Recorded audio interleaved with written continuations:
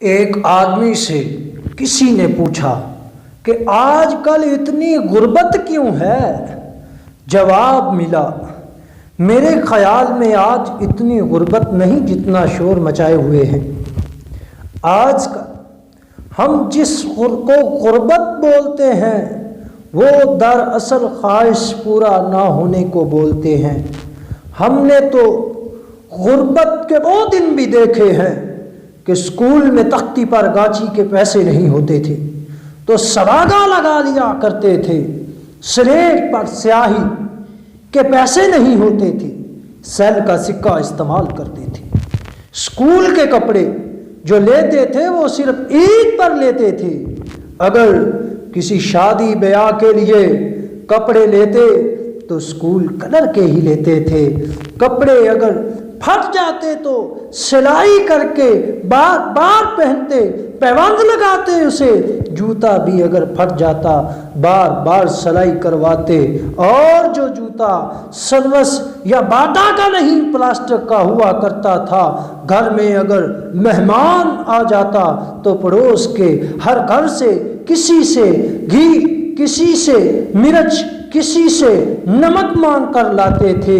آج تو ماشاء اللہ ہر گھر میں ایک ماں کا سامان پڑا ہوا ہوتا ہے، مہمان تو کیا پوری بارات کا سامان موجود ہوتا ہے۔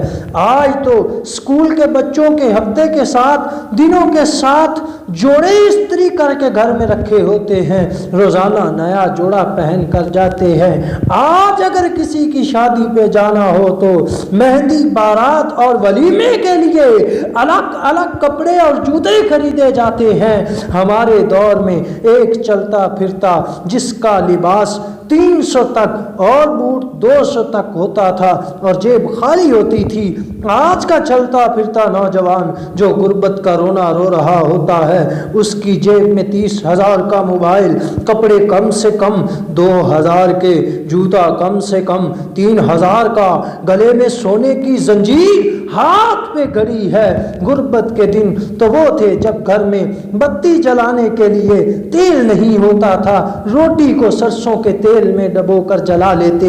آج کے دور میں خواہشوں کی غربت ہے، اگر کسی کی شادی میں شامل ہونے کے لیے 3 جوڑے کپڑے یا عید کے لیے 3 جوڑے کپڑے نہ سلا سکے، وہ سمجھتا ہے میں غریب ہوں۔ آج خواہشات کا پورا نہ ہونے کا نام غربت رکھا دیا ہے۔ میرے بھائیوں، اللہ کا شکر ادا کرنا چاہیے، اللہ کا ہمیں شکر ادا کرنا چاہیے کہ اس نے جس حال میں بھی رکھا ہے ہم کو درست رکھا ہے، بہت ہی اچھے حالات میں رکھا ہے، بہت ہی عمدہ حالات میں۔ شاید ہماری اوقات ہی اتنی ہے کہ جس سے اوپر ہم نہیں جا سکتے۔